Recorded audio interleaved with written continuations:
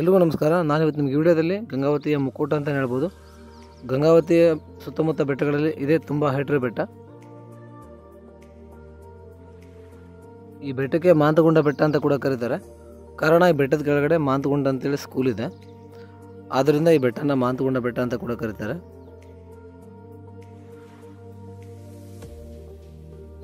ಹೊಸದಾಗಿ ಯಾರಾದರೂ ವಿಡಿಯೋ ನೋಡ್ತಾ ಇದ್ದರೆ ಸಬ್ಸ್ಕ್ರೈಬ್ ಮಾಡ್ಕೊಳ್ಳಿ. ನಿಮಗೆ ವಿಡಿಯೋ ಇಷ್ಟ ಆದರೆ ಲೈಕ್ ಮಾಡಿ, ಜೊತೆಗೆ ನಿಮ್ಮ ಸ್ನೇಹಿತರಿಗೂ ಶೇರ್ ಮಾಡಿ. ನನ್ನ ಸಣ್ಣ ಯೂಟ್ಯೂಬ್ ಚಾನಲ್ಗೆ ನಿಮ್ಮ ಸಹಕಾರ ಇರಲಿ. ನೀವು ಇದೇ ರೀತಿ ಪ್ರೋತ್ಸಾಹ ನೀಡಿದರೆ ನಾನು ಹೊಸ ಹೊಸ ವಿಷಯಗಳ ಬಗ್ಗೆ, ಹೊಸ ಹೊಸ ಸ್ಥಳಗಳ ಬಗ್ಗೆ ವಿಡಿಯೋ ಮಾಡೋಕ್ಕೆ ನನಗೂ ಸ್ವಲ್ಪ ಆಸಕ್ತಿ ಬರುತ್ತೆ.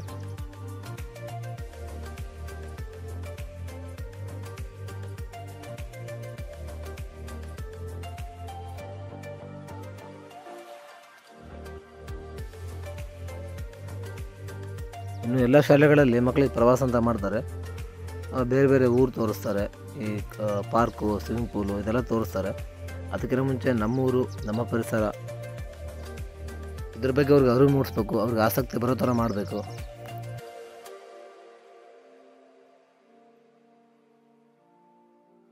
ಈ ಬೆಟ್ಟದ ಮೇಲಿಂದ ನಿಮಗೆ ಸೂರ್ಯೋದಯ, ಸೂರ್ಯಾಸ್ತ ತುಂಬ ಚೆನ್ನಾಗಿ ಕಾಣುತ್ತೆ.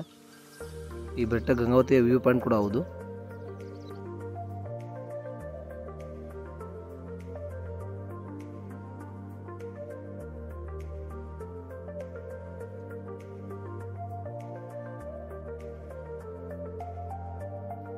ಈ ದೂರದ ಬೆಟ್ಟ ನುಣ್ಣಗಂತಾರಲ್ಲ, ಅದೇ ಥರ ಈ ಬೆಟ್ಟ ನೋಡೋಕೆ ತುಂಬ ಚೆನ್ನಾಗಿ ಕಾಣುತ್ತೆ. ದೂರದಿಂದ ಹತ್ತಕ್ಕೆ ಸ್ವಲ್ಪ ಕಷ್ಟ. ಬೇಸಿಗೆಗಾಲದಲ್ಲಿ ಆರಾಮಾಗಿ ಹತ್ಬೋದು.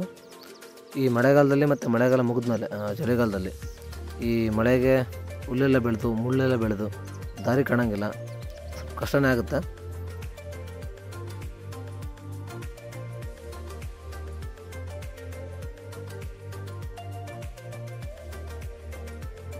ಈ ಟ್ರೆಕ್ಕಿಂಗ್ ಮಾಡೋರಿಗೆ, ಕ್ಲೈಂಬರ್ಸ್ಗೆ ಮತ್ತು ಅಡ್ವೆಂಚರ್ ಲೈಫ್ ಇಷ್ಟಪಡೋರಿಗೆ ಈ ಬೆಟ್ಟ ಹೇಳಿ ಮಾಡಿಸಿದ್ದು.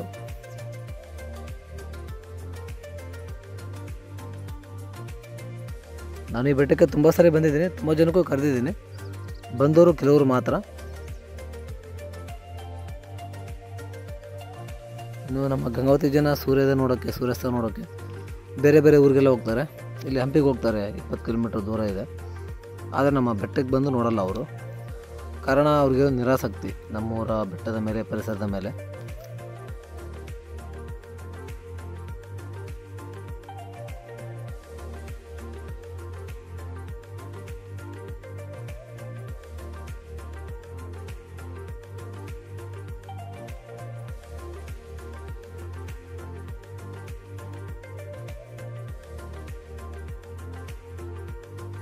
ನಾನು ನಿಮಗೆಲ್ಲ ಈ ಬೆಟ್ಟದ ಮೇಲಿಂದ ಸೂರ್ಯೋದಯ ತೋರ್ಸೋಕ್ಕಂತಲೇ ಮನೆಯಿಂದ ಬೇಗ ಬಿಟ್ಟೆ, ಆದರೂ ರೀಚ್ ಆಗಲಿಲ್ಲ. ಅದಕ್ಕೆ ಕಾರಣ ಹೇಳಿದ್ನಲ್ಲ, ಮಳೆ ಬಂದಮೇಲೆ ಅದೇ ಮುಳ್ಳು ಕಲ್ಲೆಲ್ಲ ಬೆಳೆದ ದಾರಿ ಕಾಣಲ್ಲ ಅಂತೇಳಿ. ಹಾಗಾಗಿ ಟ್ರೈ ಮಾಡಿದೆ, ಆಗಲಿಲ್ಲ. ಗುಡ್ಡ, ಬೆಟ್ಟ, ನದಿ, ಹೊಳೆ, ಕಾಡು ಈ ಎಲ್ಲ ಸಂಪತ್ತುಗಳಿದ್ದರೆ ಮಾತ್ರ ನಾವು ಬದುಕೋಕ್ಕಾಗೋದು. ನಮ್ಮ ಅವಶ್ಯಕತೆ ಏನೂ ಪರಿಸರಕ್ಕಿಲ್ಲ. ಹಾಗಾಗಿ ಇದನ್ನೆಲ್ಲ ನಾವು ಕಾಪಾಡ್ಕೋಬೇಕು. ಇತ್ತೀಚೆಗೇನೋ ಅಲ್ಲಿ ಚಿಕ್ಕಬಣ್ಕಲ್ ಹತ್ರ, ಎಡೆಹಳ್ಳಿ ಹತ್ರ ಅಣು ಸ್ಥಾವರ ಪತ್ತೆಯಾಗಿದೆ ಅಂತೆ. ಅದಕ್ಕೆ ಸರ್ಕಾರ ಯೋಜನೆ ರೂಪಿಸ್ತಾ ಇದೆ ಅಂತೆ. ಅದನ್ನು ಇವಾಗ ಹಾಳು ಮಾಡ್ತಾರೆ. ಈ ಯೋಜನೆ ವಿರುದ್ಧ ಹಲವಾರು ಸಂಘ ಸಂಸ್ಥೆಗಳು ಹೋರಾಟ ಶುರು ಮಾಡಿದೆ. ಆ ಹೋರಾಟಕ್ಕೆ ಜಯ ಸಿಗಲಿ ಅಂತ ಕೇಳ್ಕೊತೀನಿ.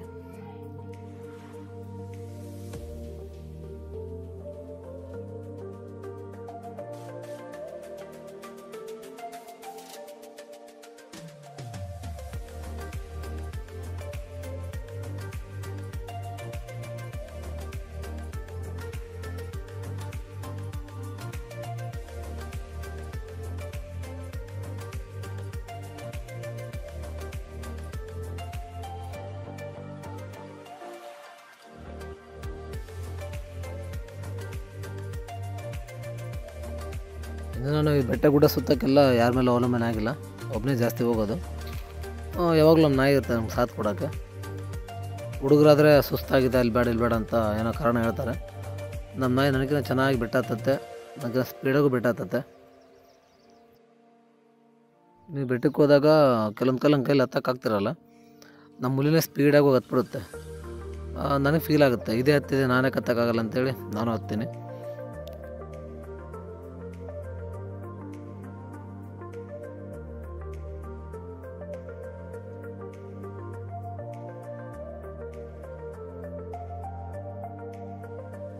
ಎದ್ದು ಬಿದ್ದು ಒದ್ದಾಡಿ ಕೊನೆಗೆ ಬೆಟ್ಟ ಹತ್ತಿದ್ವಿ. ಈ ಬೆಟ್ಟ ಹತ್ತೋದ್ರೊಳಗೆ ನಾನು ಬಿದ್ದೆ, ನಮ್ಮ ನಾಯಿನೂ ಬಿತ್ತು 4 ಸರಿ.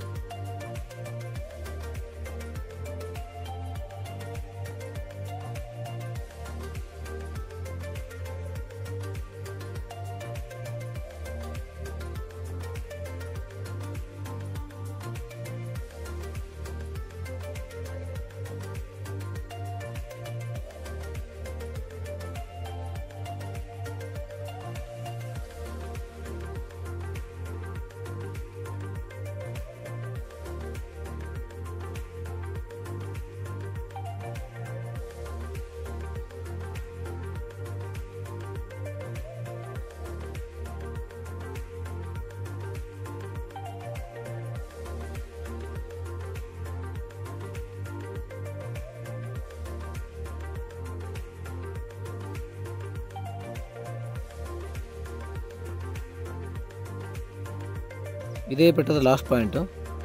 ಈ ಬಂಡೆ ಮೇಲೆ ನೋಡಿದರೆ ನಿಮಗೆ ಗಂಗಾವತಿ ತುಂಬ ಚೆನ್ನಾಗಿ ಕಾಣುತ್ತೆ. ಸುತ್ತಮುತ್ತ ಪ್ರದೇಶ ಎಲ್ಲ ಮಸ್ತ್ ಕಾಣುತ್ತೆ.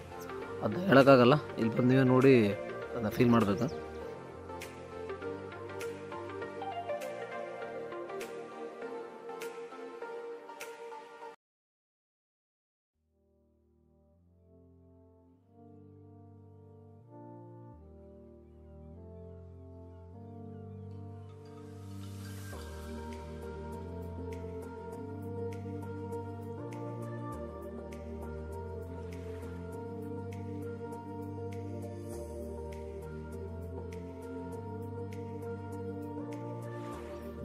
ಒಂದು ಊರು ಚೆನ್ನಾಗಿ ಕಾಣಬೇಕಂದ್ರೆ ಆ ಊರಿನ ಸುತ್ತಮುತ್ತ ಇರೋ ಪರಿಸರ, ಗುಡ್ಡ, ಬೆಟ್ಟ, ಕಾಡು, ಹೊಳೆ, ಕಾಲುವೆ ಇದೆಲ್ಲ ಕಾರಣ ಆಗುತ್ತೆ.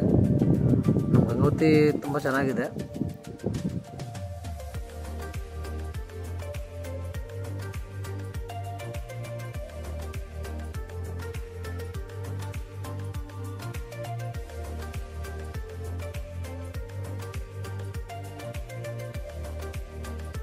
ಈ ಕಾಯಿನ ನೀವು ಬೆಟ್ಟದಲ್ಲಿ ನೋಡಿರ್ತೀರಿ, ಅದಕ್ಕೆ ಹುಳಿ ಬಾರೆಹಣ್ಣು ಅಂತಾರೆ. ಇದು ಬಾರೆಹಣ್ಣಕ್ಕಿಂತ ಭಾಳ ಹುಳಿ ಇರ್ತದೆ.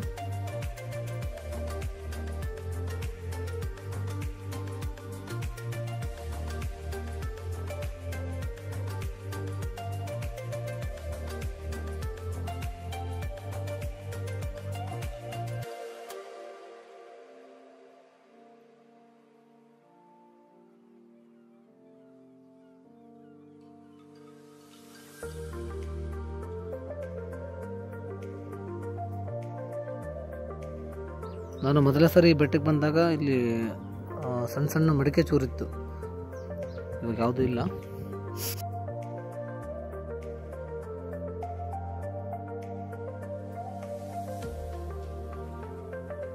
ಇನ್ನು ಗಂಗಾವತಿ ಯಾರಾದ್ರೂ ಬೆಟ್ಟ ನೋಡಿಲ್ಲ ಅಂದರೆ ಬಂದು ನೋಡಿ, ಚೆನ್ನಾಗಿದೆ. ಅಂದರೆ ಬೆಟ್ಟ ಹತ್ತಕ್ಕೆ ಇಂಟ್ರೆಸ್ಟ್ ಇದ್ದವರು, ಬೆಟ್ಟ ಹತ್ತಕ್ಕೆ ಆಗೋರು, ಈ ಮತ್ತು ಟ್ರೆಕ್ಕಿಂಗು ಕ್ಲೈಂಬಿಂಗ್ ಇಷ್ಟಪಡೋರು ತುಂಬ ಚೆನ್ನಾಗಿದೆ. ಒಂದ್ಸಲ ಬಂದು ಹೋಗಿ.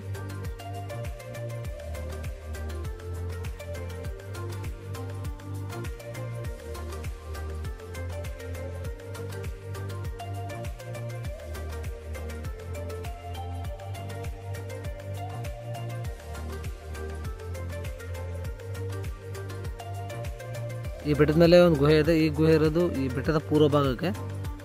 ಚೆನ್ನಾಗಿದೆ, ಚಿಕ್ಕದಾಗಿದೆ, ಚೆನ್ನಾಗಿದೆ.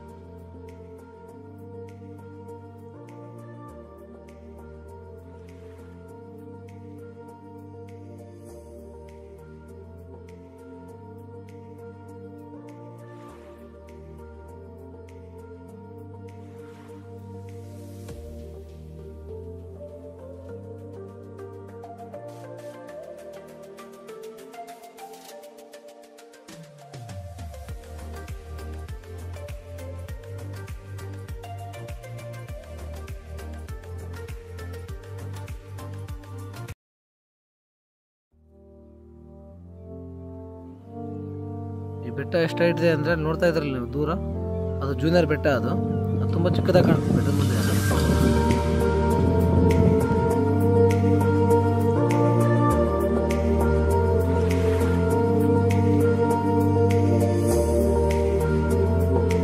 ಈ ಬೆಟ್ಟ ಹತ್ಬೇಕಾದ್ರೆ ತುಂಬ ಕಷ್ಟ ಆಯಿತು. ಅದು ಕಲ್ಲು ತೆಕ್ಕು, ದಾರಿ ಸರಿ ಕಾಣಲಿಲ್ಲ.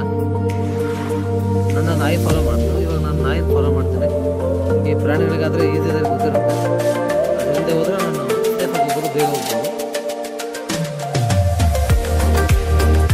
ನೀವೆಲ್ಲಾದರೂ ಬೆಟ್ಟಕ್ಕೆ ಹೋದರೆ ನಾಯಿ ಜೊತೆ ಹೋದರೆ ಮರ ಮುಂದೆ ದಾರಿ ಸಿಗಲಿಲ್ಲ ಅಂದರೆ ನೀವು ನಿಮ್ಮ ನಾಯಿನ ಫಾಲೋ ಮಾಡ್ಬೋದು, ಆರಾಮಾಗಿ ಹೋಗ್ಬೋದು.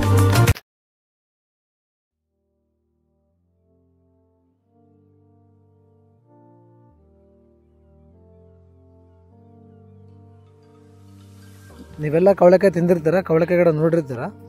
ನಾನು ನೋಡ್ದಂಗೆ ಇಷ್ಟೊಂದು ದೊಡ್ಡದಾದ ಗಿಡ ಬೇರೆ ಕಡೆ ನೋಡಿಲ್ಲ ನಾನು.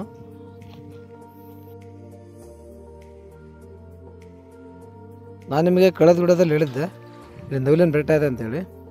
ಆ ಬೆಟ್ಟದಲ್ಲಿ ಮತ್ತು ಇದು ಕಾಣುತ್ತಲ್ಲ ಈ ಬೆಟ್ಟದಲ್ಲಿ ಎರಡರಲ್ಲೂ ನವಿಲು ಜಾಸ್ತಿ ಇರ್ತವೆ. ಈ ಹೊಂಡ ಬಂದು ರೈತರು ಮಾಡಿದ್ದು. ಇದು ಬೇಸಿಗೆಗಾಲದಲ್ಲಿ ನೀರಿಲ್ದಾಗ ಹೊಲಗಳಿಗೆ ನೀರಾಗಲ್ಲ ಅಂತೇಳಿ ಇಲ್ಲಿ ಮಳೆ ನೀರೆಲ್ಲ ಬಂದು ಸ್ಟಾಕ್ ಆಗುತ್ತೆ. ಮತ್ತು ಬೋರು ಇದೆ ಇಲ್ಲಿ. ಈ ನೀರು ಪ್ರಾಣಿಗಳಿಗೆ ಪಕ್ಷಿಗಳಿಗೆ ಭಾಳ ಅನುಕೂಲ ಆಗಿದೆ ಇಲ್ಲಿ. ಈ ವಿಡಿಯೋ ಪೂರ್ತಿಯಾಗಿ ನೋಡಿದ್ರೆ ನಿಮ್ಮ ಅನಿಸಿಕೆನ ತಿಳಿಸಿ ವಿಡಿಯೋ ಹೇಗಿದೆ ಅಂತೇಳಿ. ಆಮೇಲೆ ನಿಮ್ಮ ಸ್ನೇಹಿತರಿಗೂ ಶೇರ್ ಮಾಡಿ. ಆದಷ್ಟು ಗಂಗಾವತಿ ಜನ ಇನ್ನೂ ಯಾರು ನೋಡಿಲ್ಲ ಬೆಟ್ಟ ಹತ್ತಿಲ್ಲ, ಬೆಟ್ಟ ಹತ್ತಕ್ಕಾದರೆ ಬಂದು ಹತ್ತಿ. ನನಗೆ ತುಂಬ ಜನ ಲೋಕಲ್ ಬಿಟ್ಟು ಬೇರೆ ಬೇರೆ ಸ್ಥಳಗಳ ಬಗ್ಗೆ ವಿಡಿಯೋ ಮಾಡಿ ಯಾಕಂತ ಹೇಳ್ತಾರೆ. ನನಗೆ ಫಸ್ಟು ನಮ್ಮೂರ ಸ್ಥಳಗಳು ಇಷ್ಟ. ಎಲ್ಲ ಆದಮೇಲೆ ಬೇರೆ ಕಡೆ ಹೋಗೋದು ನಾನು. ಇದಿಷ್ಟು ನಮ್ಮ ಗಂಗಾವತಿಯ ಮಾಂತಗೊಂಡ ಬೆಟ್ಟದ ಬಗ್ಗೆ ವಿವರಣೆ. ನಿಮಗೆ ವಿಡಿಯೋ ಇಷ್ಟ ಆಗಿದ್ರೆ ಲೈಕ್ ಮಾಡಿ, ಶೇರ್ ಮಾಡಿ, ಸಬ್ಸ್ಕ್ರೈಬ್ ಮಾಡಿ, ನಿಮ್ಮ ಸ್ನೇಹಿತರಿಗೂ ಶೇರ್ ಮಾಡಿ. ಇನ್ನು ಯಾರಾದರೂ ಈ ಬೆಟ್ಟ ಹತ್ತಿಲ್ಲ ಅಂದರೆ ನೋಡಿಲ್ಲ ಅಂದರೆ ಬಂದು ನೋಡಿ, ಚೆನ್ನಾಗಿದೆ. ಮತ್ತೆ ಮುಂದಿನ ವಿಡಿಯೋದಲ್ಲಿ ಒಂದು ಹೊಸ ಸ್ಥಳದೊಂದಿಗೆ ನಿಮ್ಮನ್ನು ಭೇಟಿ ಆಗ್ತೀನಿ ಅಂತ ಹೇಳ್ತಾ ಧನ್ಯವಾದಗಳೊಂದಿಗೆ ಈ ವಿಡಿಯೋನ ಇಲ್ಲಿಗೆ ಮುಗಿಸ್ತಾ ಇದ್ದೀನಿ.